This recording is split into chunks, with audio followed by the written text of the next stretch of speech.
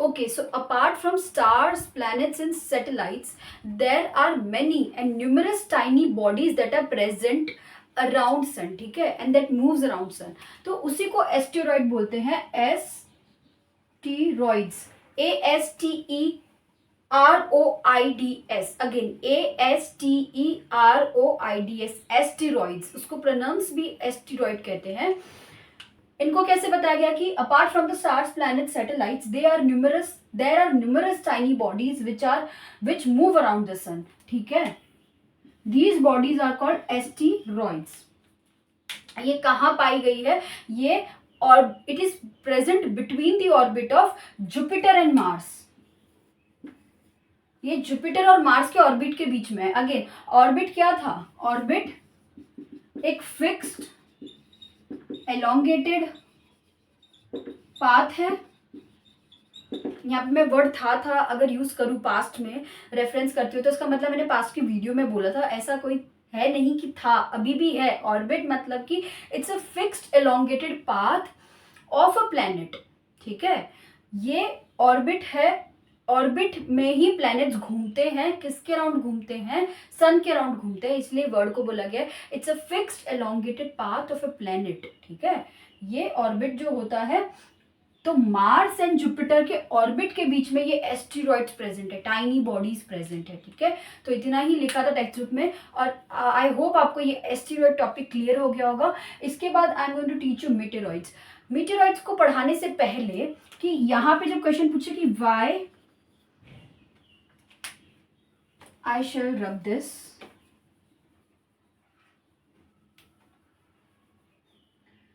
इसको करने से पहले कि why asteroids are not considered as planets. इसका आंसर बहुत ही सिंपल है, because they are tiny bodies. Because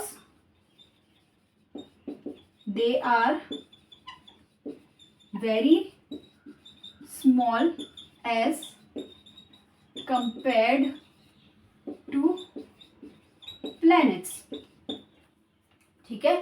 planets की साइज को ध्यान में रखते हुए एस्टेरॉइड्स की जो साइज है बहुत ही छोटी है. और शायद आप ये इसलिए सोच भी सकते हो कि प्लूटो की भी साइज छोटी है, तभी साइंटिस्ट ने ड्वार्फ प्लैनेट करके नाम रखा होगा, क्योंकि एक तो साइज भी छोटी है और दूसरा वो अपने ही ऑर्बिट में सबसे डोमिनेंट बॉडी नहीं हुई उसकी, ठीक है. अपने ही ऑर्बिट में प्लूटो जो है is not considered as the dominant gravitational body.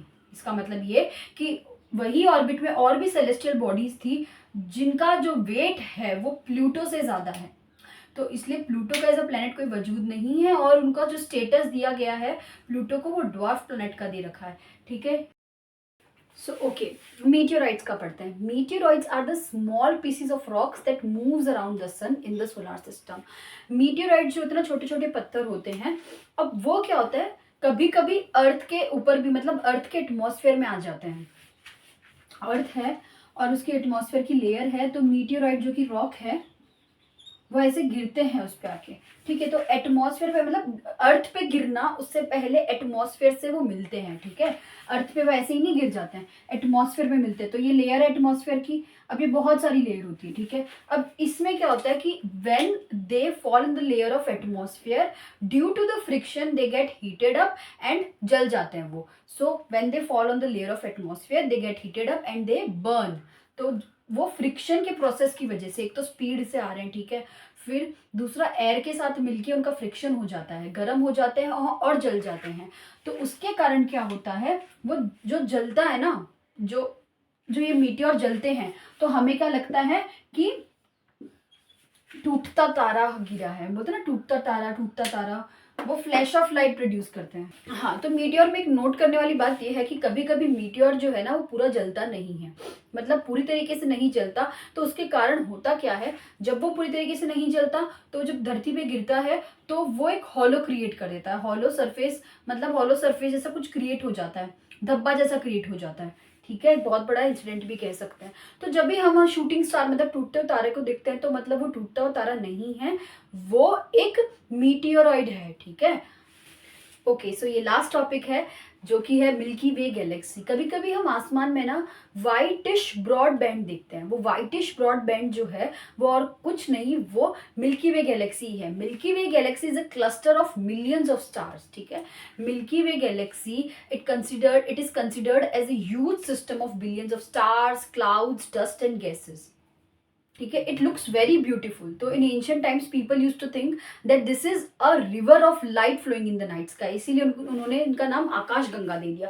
कि पुराने टाइम पे ना लोगों को लगता था कि ये जो ब्यूटीफुल सी वाइट ब्रॉड बैंड जो जा रही है, ये बैंड जो है, जो कि मिल्की वे गैलेक्सी अभी हमें पता है, तो पुराने लोगों को लगता था कि ये है ना, मतलब एक नदी है लाइट की, मतलब इसमें। अब वो लाइट की नदी किस लगी, क्योंकि वो लाइट जो है वो बहुत सारे स्टार्स हैं, तो वो जो नदी है, तो इन्होंने इनका नाम क्या रख दिया, आकाश गंगा। तो एंशियंट लोगों के लिए ये जो है एक लाइट की नदी बन गई, जिन्होंने इनका नाम आकाश गंगा रख दिया। और आज हम जो व्हाइटिश ब्रॉडबैंड देखते हैं, मतलब वही वो हमारी मिल्की वे गैलेक्सी, हमारा जो सोलार सिस्टम है वो मिल्की वे गैलेक्सी का पार्ट है। नाउ गैलेक्सी में सिर्फ गैलेक्सी, बहुत सारी galaxies, there are a lot of galaxies, there are millions of such galaxies that make up universe, ठीक है। तो हमें तो सिर्फ मिल्की वे का पता है, क्योंकि हमारा सोलर सिस्टम जो है ना वो मिल्की वे गैलेक्सी का पार्ट है। एक मिनट,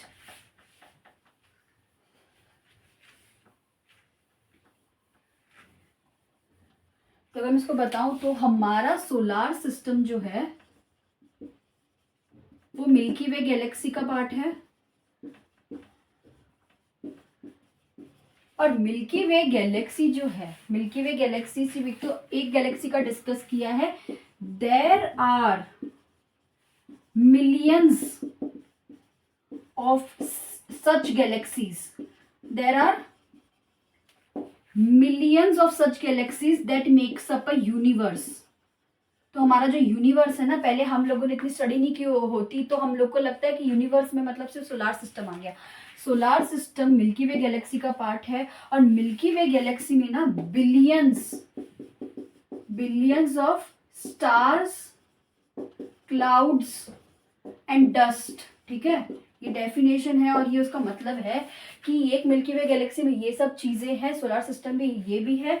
और मिल्की वे गैलेक्सी जो है ऐसी सिर्फ एक गैलेक्सी नहीं है, there are millions of such galaxies. मतलब बिलियंस, मतलब तो पहले सोच लो, billions of stars, then millions of such galaxies, then फिर हमारा यूनिवर्स। तो आप कह सकते हो कि यूनिवर्स कितना ज़्यादा वास्ट और कितना ब्यूटीफुल और कितना बड़ा है, क्योंकि उसमें ये सारी चीज़ें आ गई। तो आई होप ये थोड़ा सा आपको हेल्प कर सकते हैं कि आपको कंफ्यूजन ना हो ये इसके सीक्वेंस के थ्रू। तो here we end with the chapter